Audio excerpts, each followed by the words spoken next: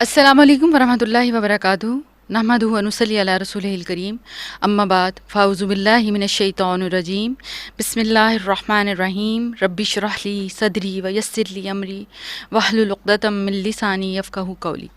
صحت اور سلامتی آج کا پروگرام، پچھلے پروگرام کی کنٹینویشن بھی کہہ سکتے ہیں، کیونکہ ہمارا جو سلسلہ چل رہا ہے وہ شروع تو ٹینشن سے ہوا تھا، پھر اس کے بعد کرائسس پہ بات ہوئی، اور آج مزید ایک سٹیپ آگے جائیں گے، لیکن رویوں میں کوشش کرنا ہے یہاں تک نہیں ہم پہنچیں، لیکن پھر بھی اس کا علاج ساتھ ساتھ کرتے جائیں گے۔ مجھے آپ کا فیڈ بیک بھی مل رہا ہے، مجھے آپ کے سوال بھی آ رہے ہیں، جیسے مجھے اندازہ ہو رہا ہے کہ آپ لوگ پروگرامز نہ صرف سن رہے ہیں بلکہ اس کو اپنی زندگیوں میں امپلیمنٹ کرنے کی کوشش بھی کر رہے ہیں۔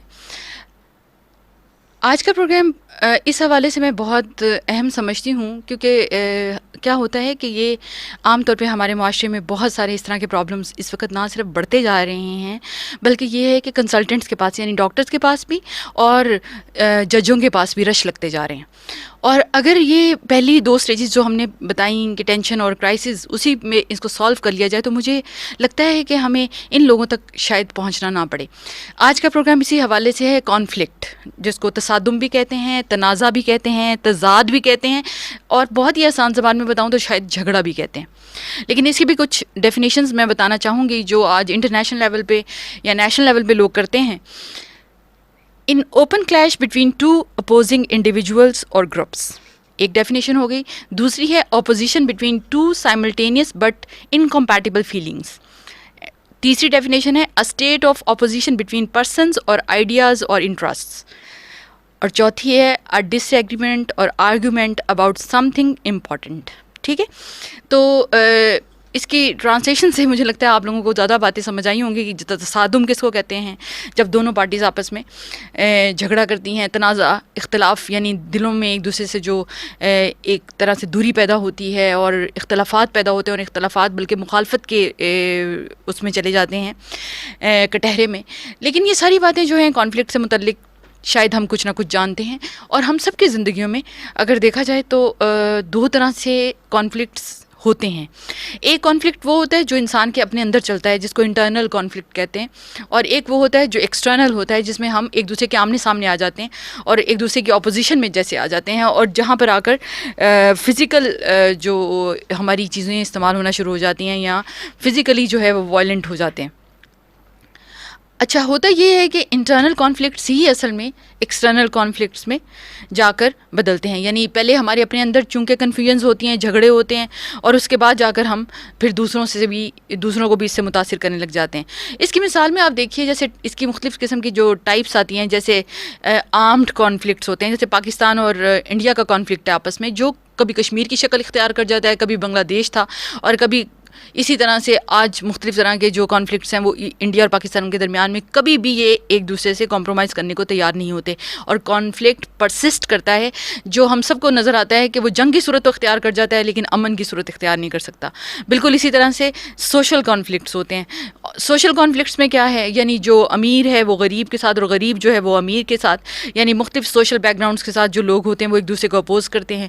اسی طرح سے بڑے ہی غم کی بات ہے، ایک ہے ریلیجیس کانفلکٹس، میں بعد میں مثالوں سے سمجھاؤں گی انشاءاللہ، اور پھر اکنامک کانفلکٹس۔ یہ ساری مختلف طرح کی اس کی ٹائپس آ جاتی ہیں۔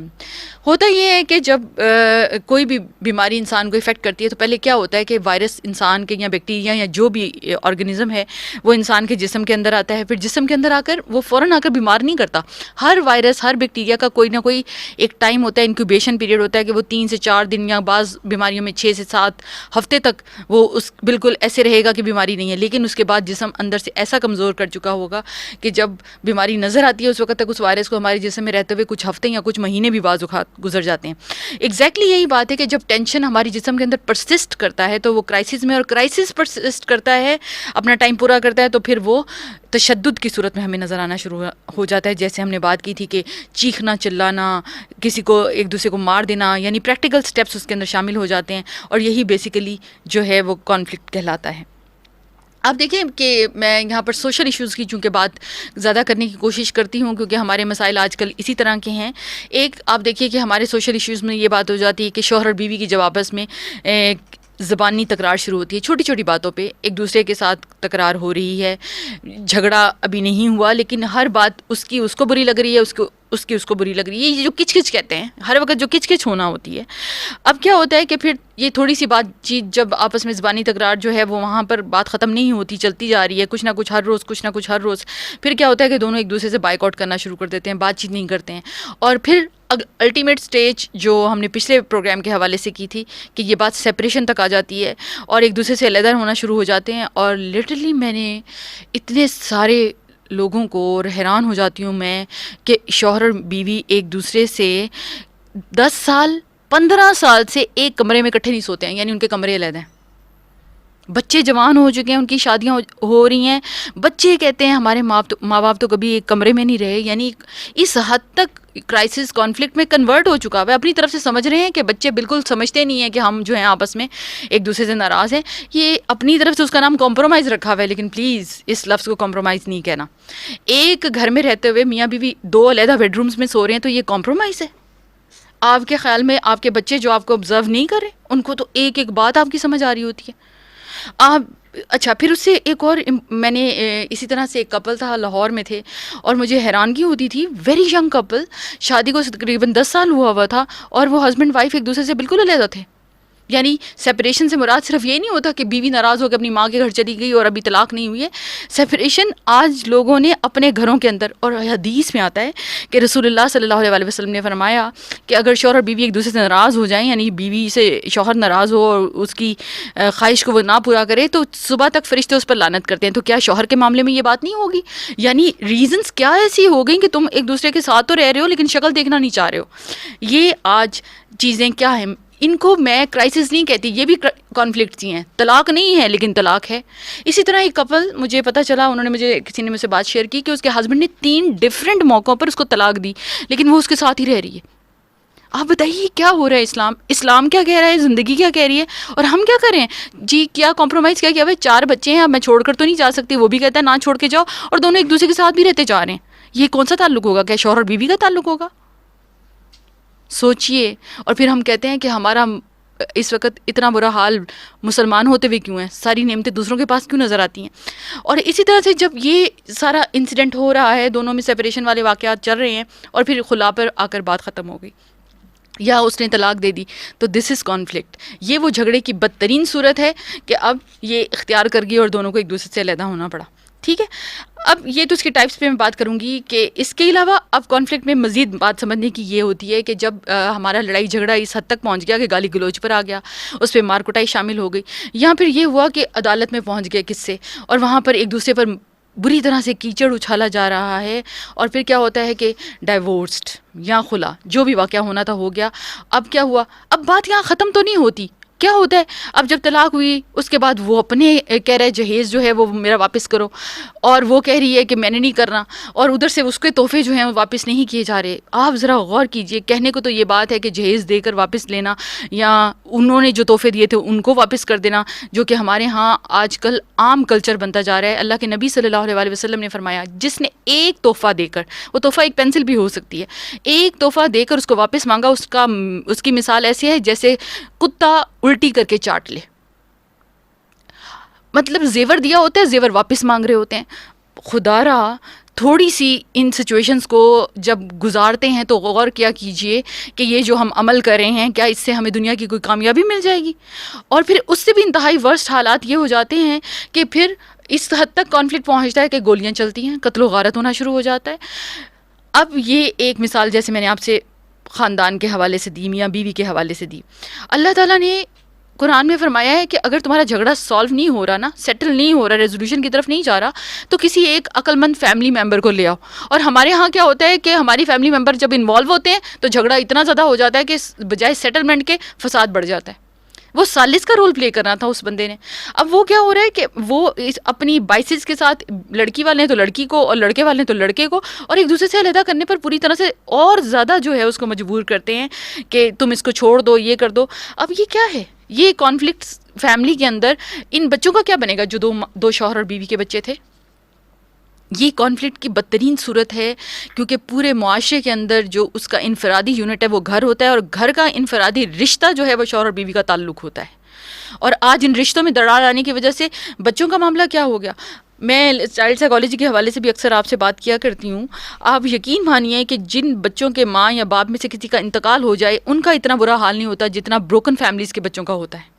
جن ماں باپ کی آپس میں نہیں بن رہی ہوتی، بظاہر کہتے ہیں ہم کمپرومائز کا، یہ کمپرومائز کا لفظ پہلے سمجھ لینے کی ضرورت ہے، اور اس کو کمپرومائز کر رہے ہیں، لیکن کمپرومائز کیا کر رہے ہیں؟ وہ اپنی ضد کے اوپر اڑا ہوا ہے، وہ اپنی ضد پر اڑی ہوئی ہے، اور دونوں اسی طرح کے انوائرمنٹ کے اندر اپنے بچوں کو ایک ماحول دے رہے ہیں اور بچوں کو کہہ رہے ہیں کہ بہت اچھا پال رہے ہیں، ان کی خاطر تو ہم نے اتنا صبر کیا ہوا ہے. یہ صبر نہیں ہے. یہ جو اچھا اب مزید کیا ہوتا ہے، اب ادھر سے جب جہیز کی ڈیمانڈ ہوئی، اب کیا تھا، بھائی اور بہن نے اپنے بیٹے اور بیٹی کا رشتہ کیا ہوا تھا، پھپھو اور ماموں کا عام طور پر سننے میں آتا ہے. اب کیا رشتہ داریاں آپس میں کٹ گئیں. اب طلاق اور خلا تو ہوئی، لیکن ساری عمر کے لیے صلہ رحمی ختم ہو گئی. اس صلہ رحمی کا کوئی فائدہ ہے؟ ابو ہریرہ سے روایت ہے، نبی صلی اللہ علیہ وسلم نے فرمایا کہ جو شخص صلہ رحمی کرے گا اس کی عمر میں برکت پڑ جائے گی. اور صلہ رحمی کیا کرے گی؟ جب پولیس رات جو بال سے باریک اور جو تلوار سے زیادہ تیز ہوگا اس پر سے گزر رہے ہوں گے ہوا اور آندھی کی طرح سے، ایک دم سے روک کر آنکڑوں میں جہنم کے گرایا جائے گا. وجہ بتائی جائے گی کہ دنیا میں رشتہ داریوں کو توڑا تھا. کیا کہیں گے کہ بیٹے اور بیوی اس کی طلاق ہو گئی تھی تو بس ہم نے ایک دوسرے کو چھوڑ دیا. طلاق تو جائز ہے لیکن صلہ رحمی چھوڑنا اور کاٹنا حرام ہے. سوچنا ہے نا، یہ سچویشنز ہم سب کی زندگیوں میں کہیں نہ کہیں چل رہی ہیں. کہیں کہیں کسی کی بہن ہے، کسی کا بھائی ہے، کسی کی پھپھو، کسی کی خالہ. یہ ساری سچویشنز ہم دیکھ رہے ہیں اور اللہ نہ کرے کسی کا اپنا ہی معاملہ ہے. تو صلہ رحمی کی اہمیت کو پلیز نہیں بھولنا ان ساری سچویشنز کو ڈیل کرتے وقت، کیونکہ یہی اصل میں ہماری آخرت بننے والی چیزیں ہیں. پھر اس سے ایک آگے مثال چلیں، بچوں کی مثال. جیسے سائمہ کا آج سوال آیا ہوا تھا، بہت ہی ریلیٹڈ تھا، اس لیے میں نے کہا کہ پروگرام کے دوران ہی اس کو ڈسکس کر لوں گی. کہ جیسے وہ کہہ رہی ہیں کہ میں بہت ڈس اپوائنٹڈ ہو چکی ہوں، اسٹوڈنٹ ہوں، لیکن کسی چیز میں دل نہیں لگتا، پڑھائی چھوڑنا چاہتی ہوں، گھر والے کچھ سمجھتے نہیں. پہلے تو بڑی امپورٹنٹ ترین بات یہ ہے کہ کہیں نہ کہیں سائمہ ذہن کے اندر کچھ ہے. پڑھائی چھوڑنے کو دل کب چاہتا ہے؟ اس کا مطلب یہ ہے کہ کہیں کوئی اور ایشو چل رہا ہے جو صحیح نہیں ہے. سب سے پہلی بات یہ ہوتی ہے، دیکھو ایک بات یاد رکھو سائمہ، بیماری کوئی بھی جب آتی ہے نا تو اپنی امیونٹی کا پہلے انالیسس کرتے ہیں کہ میرے اندر تو پرابلم نہیں ہے. جیسے یورک ایسڈ ریز آ جاتا ہے تو مریض سب سے پہلے غور کرتا ہے کہ میں گوشت بہت زیادہ تو نہیں کھا رہا. تو پہلے اپنے آپ پہ غور کرنے کی ضرورت ہے کہ کہاں میرے اندر کوئی ایسا ایشو آ گیا کہ میرا پڑھائی کو دل نہیں چاہتا. کیونکہ سائمہ پڑھائی کے وقت پڑھائی نہیں کرو گی تو کیا کرو گی؟ اس کے علاوہ کوئی سولوشن ہے؟ پڑھائی کے بغیر کیا انسان دنیا اور آخرت میں کامیاب ہو سکتا ہے؟ یہ بہت اہم ترین بات ہے. اس سچویشن کو غور کرنے کی ضرورت ہے. پہلے اپنا انالیسس کرو کہ میرے اندر کہاں پرابلم ہے، اس کو بڑی سچائی کے ساتھ، جو بھی پرابلم سچ جہاں نظر آ رہا ہے نا اس کو جھوٹ میں نہیں کنورٹ کرنا، اس کو اپنے سامنے لکھ لیں. جب لکھ لیں پھر اس کے بعد انشاءاللہ اس پروگرام میں میری کوشش ہوگی کہ میں پوری رہنمائی کروں، اور آپ نے پھر اس سچویشن کو انالائز کرنے کے بعد دیکھنا ہے کہ کیا یہ میرے اندر جو پرابلم آیا ہے یہ جائز ہے یا ناجائز ہے. پھر اب جائز ناجائز میری نظر سے نہیں دیکھنا، معاشرے کی نظر سے نہیں دیکھنا، ماں باپ کی نظر سے نہیں دیکھنا، خالق کی نظر سے، جس نے سائمہ کو پیدا کیا ہے، جس نے سائمہ کو سب کچھ دیا ہے، جو سائمہ کو آج پڑھائی کے لیے بھی سارے اسباب دے رہا ہے، اس کی نظر سے دیکھنا ہے کہ وہ میرے لیے کیا چاہتا ہے. کیونکہ وہ انسان کے لیے کبھی نقصان نہیں چاہتا. وہ اپنے مومن بندے سے اپنے بندے سے بلکہ 70 ماؤں جتنا پیار کرتا ہے.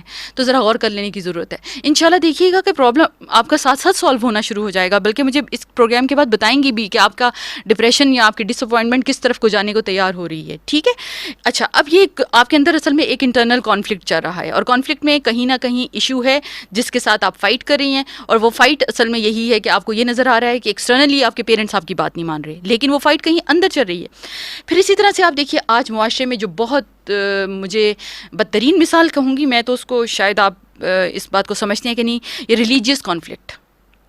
میرا قرآن ایک، آپ کا قرآن ایک، میرا رسول ایک، آپ کا رسول ایک. آپ سچ بتائیے کہ ایون شوہر اور بیوی کے اندر جب بچے ایک آ جاتے ہیں تو دونوں کو ایک دوسرے سے نفرت ہوتی ہے، لیکن بچوں کی وجہ سے اکٹھے رہ رہے ہوتے ہیں. آج ہمارا اللہ اور رسول ایک ہے لیکن ہماری مسلکیں، ہمارے فقہی مسائل، ہم ایک دوسرے سے کٹے پڑے ہیں. تنازعات، جھگڑے دین پر ہوتے ہوئے ہم دین پر نہیں ہیں. اللہ کے نبی صلی اللہ علیہ وسلم نے فرمایا کہ اگر دو دیندار لوگ آپس میں جھگڑا کرتے ہیں، یعنی بے دینوں کی بات نہیں ہو رہی، جو دین کو سمجھنے والے، یعنی جس کو آج ہم ریلیجیس کانفلکٹ کہتے ہیں، وہ جھگڑا کرتے ہیں، وہ دین کا اتنا نقصان کرتے ہیں جتنا کہ کوئی بھیڑیے جو ہیں وہ بھیڑوں کے ایک گروپ میں چلے جائیں، یعنی اس طرح سے نقصان ہوتا ہے. تو یہ غور کرنے کی بات ہے کہ صحابہ کرام اور عالموں پر جھگڑا. اب یہ کانفلکٹس جو ہیں، کیا صحابہ کرام کے بارے میں قرآن پاک میں سرٹیفکیٹ نہیں آ گیا؟ رضی اللہ عنہم ورضوا عنہ، اللہ ان سے راضی ہو گیا، وہ اللہ سے راضی ہو گئے. تو میرے اور آپ کے جھگڑا کرنے سے صحابہ کرام کا مقام نیچا تو نہیں آنا، نہ اوپر جانا ہے. جو مقام اللہ نے ان کو دے دیا وہ دے دیا. تو اب غور کرنے کی بات یہ ہے کہ ہم جب اس طرح کے کانفلکٹس میں پڑتے ہیں تو ہم اپنے ہی دین کا نقصان کرتے ہیں، اپنے ہی ساری جو ہمارے مسائل چل رہے ہوتے ہیں، ایشوز چل رہے ہوتے ہیں، ان کے اوپر جو ہے ہم پھنستے چلے جاتے ہیں اور ہمیں سلوشن نہیں ملتا۔ اللہ کے رسول صلی اللہ علیہ وسلم تو یہود سے بھی نہیں لڑا کرتے تھے، اللہ کے رسول صلی اللہ علیہ وسلم تو عیسائیوں سے، مشرکین مکہ سے جھگڑا نہیں کیا کرتے تھے۔ آج ہم کہاں کھڑے ہیں؟ آج ہم اپنے مسلک کو پہلے رواج دیتے ہیں اور دین کی بات بعد میں کرتے ہیں۔ تو غور کرنے کی بات ہے، ترتیب کو یاد رکھنے کی بات ہے کہ ہر دور ہر مقام پر یہ مسائل آتے رہیں گے، اجتہادات موجود ہیں اور ہر زمانے کے عالم اس کے مطابق اس کے فیصلے کریں گے، جس کو اجتہاد کا راستہ کہتے ہیں، اور وہ قیامت تک کھلا رہے گا۔ اس کو بھی بند کر دیا کسی ایک جگہ پر، ایک مسلک کے اوپر چپک کر ٹپک کر، تو بات اس پر بھی غور کرنے کی ہے کہ ریلیجیس کانفلکٹس جو ہیں اس کی وجہ سے بھی اس وقت معاشرے میں بہت زیادہ بگاڑ ہے۔ اس لیے میں اس کو صرف کیونکہ اگر ہم کانفلکٹس پہ بات کرنا شروع کریں تو یہ بات بہت دور تک جاتی ہے۔ لوگوں نے اس پہ پی ایچ ڈیز کی ہیں، آپ سوچ سکتے ہیں، کانفلکٹس پہ پی ایچ ڈیز کی ہیں، لیکن یہ جو میں نے 2-3 حدیثیں اور قرآن کی آیات آپ سے شیئر کی ہیں، اگر آپ اسی پر غور کر لیں تو آپ کو سمجھ آ جائے گی کہ ہمارے پاس سلوشنز کتنے قریب موجود ہیں، کیونکہ ہمیں لیڈر امت، ہمیں دوسروں کو کانفلکٹس کرائسس سے بچانا ہے، ہمیں دوسروں کو اس راستے پر لانا ہے، نہ کہ خود اپنے مسئلوں کو اتنا بڑھا لینا ہے کہ دوسرے ججز اور لائرز ہمارے فیصلے کرتے پھریں۔ ٹھیک ہے، اب اسی حوالے سے مزید آگے چلتے ہیں۔ کانفلکٹ مینجمنٹ کی بات کروں گی۔ مینجمنٹ ایک درمیانی سا راستہ ہے جس میں مسئلہ حل ہونے کی بات نہیں ہو رہی، یعنی یہ بہت آسان تھا اگر آپ غور کریں کہ جب ہم ٹینس ہوتے تھے یا ہم کرائسس میں ہوتے تھے، اس وقت ہی اگر ہم تھوڑا سا لحاظ اور صبر کے ساتھ، اللہ کے ذکر کے ساتھ، اللہ کی مدد کے ساتھ اپنے آپ کو کنٹرول کرتے تو شاید بات آج یہاں تک نہ پہنچتی۔ لیکن چلو اگر پہنچ بھی گئی، آج شوہر اور بیوی کا ایک دوسرے کی طرف دل نہیں کر رہا دیکھنے کو، بات کرنے کو۔ ایک لڑکی پچھلے دنوں میں پتہ چلا کہ خلا لینے والی ہے، اس سے بات ہوئی تو پتہ چلا کہ خلا کیوں لے رہی ہے، بس مجھے وہ پسند نہیں ہے۔ یہ کیا بات ہے کہ بس مجھے وہ پسند نہیں ہے؟ اچھا، مجھے بہت زیادہ یہ لگتا ہے کہ میڈیا نے اس میں رول پلے کیا ہے۔ ان چیزوں کو بھی غور کرنے کی ضرورت ہے کہ مجھے وہ پسند نہیں ہے تو کیوں نہیں پسند، کوئی اور تو نہیں پسند آ گیا۔ تو یہ بھی ایک اہم ترین بات ہے کہ یہ کمپرومائزز آج ختم ہوتے جا رہے ہیں، اور اگر ہم چاہتے ہیں کانفلکٹ کو مینیج کریں، ان مسائل کو سالو کریں، تو ایک بات تو کمپرومائز کا لفظ آتا ہے۔ کمپرومائز کا لفظ عام طور پہ ہمارے معاشرے میں ہم یہ سمجھ رہے ہوتے ہیں کہ بس ایک دوسرے کے ساتھ رہتے رہو چاہے برے بھی لگ رہے ہو، حالانکہ کمپرومائز سمجھوتے کو کہتے ہیں، اور سمجھوتا کیا ہوتا ہے کہ پھر قبول کر لو، ایکسیپٹنس، اس کو ایز اے پیکج لے لو۔ اس میں مجھے اپنے ہسبینڈ کی ایک بات بہت اچھی لگتی ہے کہ میاں بیوی کے اندر ایک بات ہوتی ہے کہ کبھی بھی 100% ہر چیز اچھی پسند نہیں آ سکتی، لیکن اگر کوئی 70% اچھا ہے، 80% اچھا ہے، 90% اچھا ہے تو اسے ایز اے پیکج قبول کر لیں۔ ایسا ہوتا ہے نا؟ تو کسی برانڈ کی چیز لیتے ہیں لیکن ہمیں اس کا کلر بھی پسند آ رہا ہے، اس کی اسٹچنگ بھی پسند آ رہی ہے، لیکن کیا ہے کہ اس کے سائز میں تھوڑا سا پرابلم ہو جاتا ہے، تو ہم کہتے ہیں کوئی بات نہیں، کمپرومائز کر لیتے ہیں، چیز مجھے بڑی پسند ہے۔ ایگزیکٹلی اسی طرح سے اس سے بھی اگلا اگر اس چیز کو مینیج کرنا چاہتے ہیں تو پھر فارگیونیس، معاف کر دینا چاہیے، جو پہلی بات ہوتی ہے۔ ویسے تعاون، کولیبریشن کر لینا چاہیے ایک دوسرے کے ساتھ، اکوموڈیٹ کر لیں، ایگریمنٹ کر لیں ایک دوسرے سے کہ بھئی میں تمہاری ان باتوں کے ساتھ تمہیں ایکسیپٹ کر رہا ہوں، تم میری ان باتوں کے ساتھ مجھے ایکسیپٹ کر لو، تو پھر آپ دیکھیے کہ یہ سارے ایشوز بھی ساتھ ساتھ حل ہوتے جائیں گے۔ ان باتوں کے ساتھ ساتھ ایک بات میں آپ سے صرف شیئر کرنا چاہوں گی۔ ہوتا کیا ہے، لوگ کیا کرتے ہیں جب گھروں کے اندر جھگڑے شروع ہو جاتے ہیں، اچھا اب تکرار ہوتی ہے مختلف سچویشنز کے اوپر، اب کیا ہوا، ہسبینڈ اٹھا، اس نے کہا میں تمہیں طلاق دیتا ہوں، معاملہ عدالت تک پہنچا، ادھر اگر ہسبینڈ نہیں اٹھا تو اور لڑکی کہہ رہی ہے میں نے طلاق لینی ہے، اب تب بھی معاملہ عدالت تک پہنچا۔ اب جب عدالتوں میں چلے جاؤ تو اگر کبھی کسی اللہ نہ کرے عورت کو جانے کا یا مرد کو بھی جانے کا اتفاق ہوا ہو تو عدالت میں چلنا مشکل ہوتا ہے، جس طرح کے وہاں پر کیسز ہو رہے ہوتے ہیں اور جس طرح کی بات چیت ہو رہی ہوتی ہے، اور جب وہاں پر ایسی بری طریقے سے ایک دوسرے پر الزام تراشی کی جاتی ہے، مقدمہ جیتنے کے لیے دوسرے کے اوپر غلط الزامات لگائے جا رہے ہوتے ہیں، تو کئی دفعہ لوگ اس طرح کی سچویشنز میں جا کر بھی کمپرومائز کرنے کو تیار ہو جاتے ہیں کہ نہیں اتنی بری نہیں تھی، اتنا برا نہیں تھا، بس یہی بات ختم کرتے ہیں، اور ایک دوسرے کے ساتھ رہنے کو تیار ہو جاتے ہیں۔ لیکن شرط کیا ہوتی ہے، ایک دوسرے کو دل سے معاف کر دینا۔ جب تک ایک دوسرے کو دل سے معاف نہیں کرتے نا، ساتھ نہیں رہ سکتے، یہ یاد رکھیں، پھر ورنہ وہی ہوگا کہ صبح کچھ رات کچھ، صبح کا غم رات کے ڈپریشن اور کانفلکٹ میں چلا جائے گا۔ اب اس سے کچھ مزید آگے بڑھتے ہیں کہ اب کانفلکٹ ریزولوشن پہ اگر ہم آ جائیں کہ کسی نہ کسی طریقے سے اس مسئلے کو ریزالو ہی کر دو۔ وہ کہتے ہیں نا گڑے مردے نہ اکھاڑو، ہیں جو ہو چکا سو ہو چکا، مٹی پا دو، کہتے ہیں نا، یہ وہ باتیں ہیں جس کے اوپر آ کر اگر آپ یہ دیکھیں کہ مٹی پا دینے کا مطلب کیا ہے کہ بس اب جو ہو چکا اب اس کو دوبارہ نہیں، ہم تانا نہیں دیں گے، یہ اتنی مجھے دکھ کی بات لگتی ہے. بظاہر ہم کہتے ہیں ہم نے تمہیں بھلا دیا چھوڑ دیا, پھر پرانی بات یاد کرائیں گے, تم نے میرے ساتھ دیکھا تھا وہاں کیا کیا تھا. آپ دیکھیں قرآن کہتے ہیں وَيْلٌ لِكُلِّ ہُمَزَةٍ لُمَزَةٍ, کیا مطلب؟ ہلاکت ہے ان لوگوں پر جنہوں نے تانا دیا. اس لیے بچوں کو بھی تانا نہ دیں, بڑوں کو بھی نہ دیں, سسرال کو بھی نہ دیں, میکے کو بھی نہ دیں. یہ تانے دینا جو ہے یہ بہت ہی ہلاکت زدہ عمل ہے. اس میں ریڈیوس کرنے کی کوشش کرنی ہے. پہلے اس پرابلم کو, جو بھی کانفلکٹ ہے, اس میں کسی نہ کسی طرح سے اس میں کمی لانے کی کوشش کرنی ہے, ریڈکشن. اور اس سے بھی بہترین عمل کیا ہوتا ہے کہ ایلیمینیٹ کر دو, ٹرمینیٹ کر دو, پرانی باتوں کو پوری طرح بھلا دو. اچھا کیسے بھلائیں گے پرانی باتوں کو؟ بتائیے. کیونکہ جب تک پرانی باتیں بھلائی نہیں نہ جائیں گی تب تک مسئلہ حل نہیں ہوتا. اچھا کئی دفعہ ایسا ہوتا ہے کہ دونوں پارٹیز میں سے ایک نے یہ فیصلہ کر لیا کہ پرانی باتیں ہم نے بھلانی ہیں. اچھا دوسری پارٹی تو ایسی نہیں ہے, اس نے تو کوئی فیصلہ نہیں کیا ہوا, بس وہ ایک گزارے والی بات ہے کہ ساتھ کرنے کو تیار ہے. یہ بہت بڑا ٹیسٹ ہوتا ہے. جب ہم یہ کہتے ہیں نا کہ پرانی باتیں بھلا دوں گا میں, تو اصل میں ہم احسان کے درجے پر ہوتے ہیں, اور احسان کے درجے پر آنا کوئی آسان کام نہیں ہے, یہ یاد رکھیے. کیونکہ ان اللہ یحب المحسنین.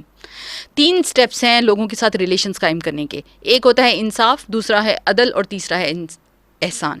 انصاف میں کیا ہے؟ نصف سے نکلا ہے آدھا آدھا, آدھا تیرا آدھا میرا, کوئی مسئلہ ہی نہیں ہے. ہاں آدھا کلو تیرا آدھا کلو میرا. عدل اس سے ذرا مختلف ہے. اس میں یہ ہوتا ہے کہ جتنی کسی کی ہمت اور طاقت ہے اتنا اس پہ بوجھ ڈالو, اور جتنا کوئی چاہتا ہے اس کی خوشی کے مطابق اتنا دے دو. مثال کے طور پر ایک بچہ آپ کا 12 سال کا, ایک 15 سال کا ہے. 15 سال والا بچہ ہے تو عمر میں بڑا لیکن کمزور ہے, آپ وزن دونوں کو 5-5 کلو اٹھوا دیتے ہیں, تو یہ کیا ہو جائے گا؟ یہ انصاف تو ہو سکتا ہے لیکن عدل نہیں. تو کمزور والے کو 4 اٹھوا دیا اور ذرا طاقتور کو 5-6 اٹھوا دیا, تو اس میں کوئی مذائقہ نہیں, بلکہ یہ عدل کہلائے گا, اور عدل پسندیدہ چیز ہے. اور احسان کیا ہے؟ احسان یہ ہے کہ دوسرے کے حق سے بڑھ کر اس کو دے دینا. یہ بڑا مشکل کام ہے. لیکن احسان کرنے والے لوگوں کو, محسنین کے بارے میں اللہ تعالیٰ نے قرآن پاک میں اتنی جگہوں پر اتنے زیادہ فائدے, اور سب سے بڑی بات تو مجھے یہ نظر آتی ہے کہ جس سے اللہ محبت کرنے لگ جائے اس کو کیا غم رہ جائے گا دنیا میں. مجھے یہ آیت ہی بہت پیاری لگتی ہے, ان اللہ یحب المحسنین. ٹھیک ہے, تو یہ ایک امپورٹنٹ ترین بات ہے کہ احسان کے درجے پر, جب احسان کے درجے پر آ جاتے ہیں تو دوسروں کی برائیاں, دوسروں کی کمیاں, دوسروں کو ایز اے پیکج لینا آسان ہو جاتا ہے, اور ان کے ساتھ رہنا بھی آسان ہو جاتا ہے. اور یقین مانیے کچھ عرصے کے بعد احسان کا بدلہ احسان کے سوا کچھ نہیں, انشاءاللہ.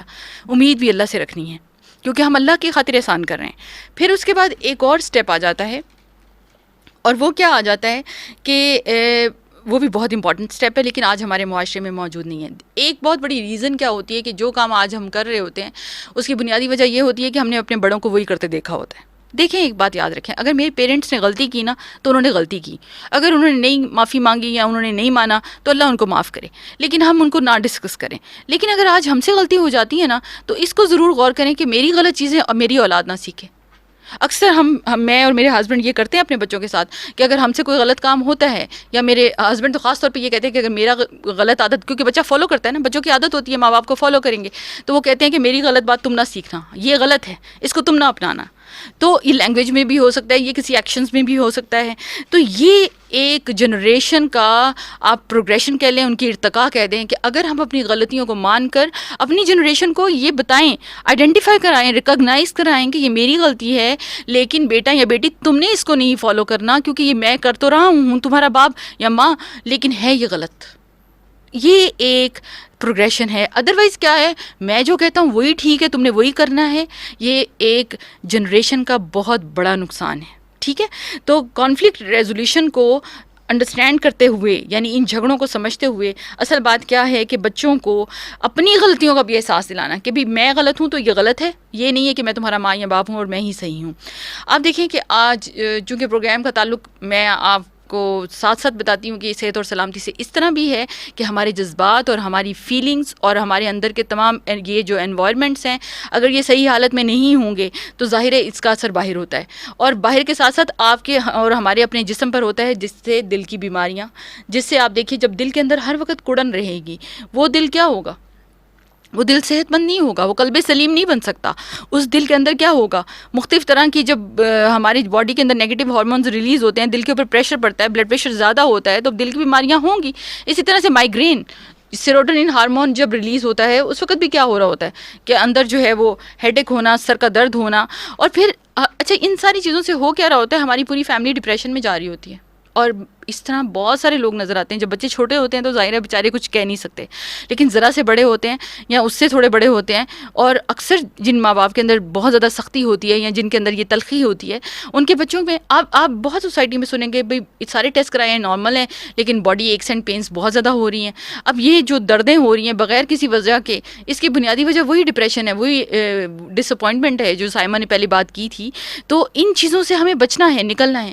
میں ایک آپ کو بات بتاؤں، کہیں پہ بھی کانفلکٹ چل رہا ہو، دو اپوزنگ پارٹیز جہاں پہ بھی ہوں، ایک بہت ہی خوبصورت نبی صلی اللہ علیہ وسلم کی حدیث ہے کہ آپ صلی اللہ علیہ وسلم نے فرمایا کہ جس شخص نے جھگڑا ختم کرنے کے لیے، یعنی کانفلکٹ کو ختم کرنے کے لیے، حق پر ہوتے ہوئے، یعنی بالکل ٹھیک ہے وہ، اس نے کچھ غلط نہیں کیا ہوا، لیکن وہ کہتا ہے دوسرا مان ہی نہیں رہا، تو کہتا ہے میں اچھا چلو ٹھیک ہے میں نے غلطی کی، چلو مجھے معاف کر دو. وہ یہ کہہ دیتا ہے، اس کو پتہ ہے کیا دے گا اللہ؟ اس کو جنت کے درمیان میں گھر دے گا. اتنا بڑا ریوارڈ ایسے تو نہیں مل جائے گا. دنیا میں اپنی ساری غلطیاں یعنی معاف مان کر بھی نا تو لوگ ہم سے راضی نہیں ہوتے، لیکن اللہ اتنا پیارا ہے کہ آپ حق پر ہیں، اور آپ حق پر ہونے کے باوجود صرف جھگڑے کو ایلیمینیٹ کرنا چاہ رہے ہیں، کانفلکٹ کو ختم کرنا چاہ رہے ہیں، تو اللہ تعالیٰ جنت کے درمیان گھر دے دے گا. کیا آج ہم لوگوں کے اعمال ایسے ہیں؟ اگر ہم چاہتے ہیں یہ ہمیں ملے تو پھر ہمیں کچھ کرنا ہوگا نا، قربانی دینی ہوگی. دنیا میں یہ جو چھوٹے چھوٹے مسائل ہمارے ساتھ چل رہے ہیں، ہمارے گھروں کے اندر، ہمارے شہروں کے اندر، ہمارے ملکوں کے اندر، اور آج تو مجھے کانفلکٹس کئی دفعہ نظر بھی نہیں آتا. ادھر وہ خاکے بناتے ہیں نبی صلی اللہ علیہ وسلم کے اوپر، اور ادھر ہم اپنے ہی ملک کا نقصان کر رہے ہوتے ہیں. پتہ نہیں کس طرح کا، مجھے تو یہ کانفلکٹ کی اپوزیشن بھی نظر نہیں آتی، اپنی ہی ساتھ اپوزیشن، میرے ساتھ ہی اپوزیشن. یہ سب سے ورسٹ فارم ہے کانفلکٹ کی. یہ ہم انٹرنلی جب اپنے آپ کے ساتھ اپنے اندر کڑن پیدا کر کے کرتے ہیں، یا ایون اپنے مسلمان بھائیوں کے ساتھ یا اپنے پاکستان کے ساتھ، یہ تینوں ہی صورتیں بدترین کانفلکٹس کی حالتیں ہیں. اور پھر ان سے نکلنا چاہ رہے ہیں تو ان سٹیپس کو فالو کرنا، احسان کرنا، اپنی غلطیوں کو ماننا، اور دوسروں کو بھی ان کی ریکگنیشن کرانا. اور تیسرے لیول کے اوپر یہ ایک امپورٹنٹ ترین بات ہے کہ پیشنس اینڈ ٹالرنس کے ساتھ اپنی زندگی کو گزارنے کی کوشش کرنا. اچھا، حریہ بٹ جو ہیں وہ میرا نمبر مانگ رہی ہیں، تو ان کو نمبر دے دیں گے. طارق بٹ صاحب سے میں کہہ دوں گی کہ وہ حریہ کو میرا نمبر دے دیں، ٹھیک ہے. اچھا، ایک سوال آیا ہوا ہے، میڈم میں نے گزشتہ ہفتے ایک سوال کیا تھا جس کا جواب آپ نے نہیں دیا. کون سا سوال؟ آپ اگر سوال لکھ دیتے تو میرے لیے آسانی ہو جاتی. عاجز فقیر نام ہے، میں نے 60 سالہ عمر میں جو 2-3 سال میں آپ سے سیکھا ہے وہ مدرسے میں جھاڑو لگا کر بھی نہیں سیکھ سکا. ماشاء اللہ عاجز، اللہ آپ کو بہت زیادہ اس کا بدلہ دے اور بہترین عمل کرنے والا بنائے. اور ایک سوال تھا شاہدہ جنجوا کا. ڈاکٹر صاحبہ، بچوں کو گالم گلوچ بہت عام ہو گیا ہے، اس کا حل کیا ہے؟ اس صورتحال میں عورت کیا کرے؟ ایک تو بات یاد رکھیے کہ بچے گالی تب دیتے ہیں جب ان کے ماحول میں کہیں گالی دی جا رہی ہوتی ہے، ٹھیک ہے. پہلے تو یہ غور کرنا ہوگا کہ گالی کون نکال رہا ہے، کیونکہ ایک دفعہ ایک خاتون نے کہا کہ میرے بچے آج کل بہت گالیاں، میں آپ کو نہیں کہہ رہی شاہدہ، بہت گالیاں نکالتے ہیں. تو جب ان سے بات ہوئی تو پتہ چلا کہ وہ خود بہت گالیاں نکالتی تھیں. تو ظاہر ہے پھر بچے سیکھتے ہیں نا. اگر دیکھیں کہیں گھر میں تو ایسا نہیں ہے کہ گھر کے ماحول میں ارد گرد بچے جو ہیں وہ گالیاں نکالتے ہیں یا سنتے ہیں، یا بچے کھیلتے ہیں گلی میں جا کر ایسے بچوں کے ساتھ. تو اس میں عورت کا کردار تو ماں کا، اگر آپ ماں ہیں یا آپ بہن ہیں یا جس طرح سے بھی آپ کا رشتہ بنتا ہے، تو بچوں کی کاؤنسلنگ کریں، بچوں کے ساتھ بیٹھ کر. ایک تو یہ بات ہے کہ اچھے اخلاق، بچوں کی اچھی لسننگ ہونی چاہیے. دیکھیں ایک بات یاد رکھیں، بچے وہی بولتے ہیں جو ہم بولتے ہیں، لیکن اگر ہم ان کے ساتھ بولنے میں خود کیئرفل نہیں ہوتے تو پھر بچے ویسا ہی بولنے لگ جاتے ہیں. تو کوشش ایک تو یہ اپنی کرنی ہے کہ ظاہر ہے جو میرا رول ہے، میرا بچہ اگر جس ٹائم پر میرے ساتھ ہے ایٹ لیسٹ میرے منہ سے ایسی باتیں نہ نکلیں جو کہ بری ہوں. لیکن اگر بچہ باہر جاتا ہے، ظاہر ہے اسکول میں ہے یا وہ کہیں جا کر کھیلتا کودتا ہے، وہاں پر بچے ایسا کر رہے ہیں، تو اس صورت میں بھی بچے کو اس حد تک اپنے بچے کو کانشیس کر دیجئے، کیونکہ زبان کے بارے میں، زبان کی حفاظت کے معاملے میں چونکہ بہت سارا کچھ موجود ہے، اس پر کوشش کریں کہ بچے کی کاؤنسلنگ کریں اور اس کو یہ بات سمجھائیں کہ یہ اچھی بات نہیں ہے، کیونکہ زبان ہی وہ چیز ہے جس سے انسان کا پورا اخلاق اور کردار سامنے آتا ہے. اصل میں زبان دل کو ریفلیکٹ کرتی ہے. اگر دل پاک ہوتا ہے تو زبان سے بھی وہی نکلتا ہے جو دل میں ہوتا ہے، اور اگر زبان پاک ہوتی ہے تو دل بھی وہی رکھتا ہے جو کہ اصل میں مطلوب ہوتا ہے، جس کو قلب سلیم بھی کہتے ہیں، ٹھیک ہے. تو یہ کانفلکٹ کے حوالے سے آج کا ہمارا پروگرام تھا. امید ہے کہ آپ سب اس سے سیکھیں گے، جیسے آج اس فقیر نے سیکھا، جیسے ہم سب کو بھی سیکھنے کی اللہ تعالیٰ جو ہے وہ توفیق عطا فرمائے اور ہمیں بہترین عمل کرنے کی توفیق عطا فرمائے جو اللہ کے ہاں مقبول اور مبرور ہو جائے۔ اللہ تعالیٰ آپ سب کی پریشانیوں کو دور فرمائے، اور جب آپ کوئی عمل کرتے ہیں تو میرے لیے بھی کوئی دعا کر دیا کیجئے کہ اللہ تعالیٰ مجھے ہمت اور طاقت دے کہ میں اسی طریقے سے، اور اللہ کرے کہ ہم پوری دنیا تک اللہ کے پیغام کو پہنچا سکیں۔ اللہ تعالیٰ صحت اور سلامتی کے ساتھ آپ کو بھی رکھے اور مجھے بھی۔ سبحانک اللہم و بحمدک نشہد ان لا الہ الا انت نستغفرک و نتوب الیک۔ السلام علیکم ورحمۃ اللہ وبرکاتہ۔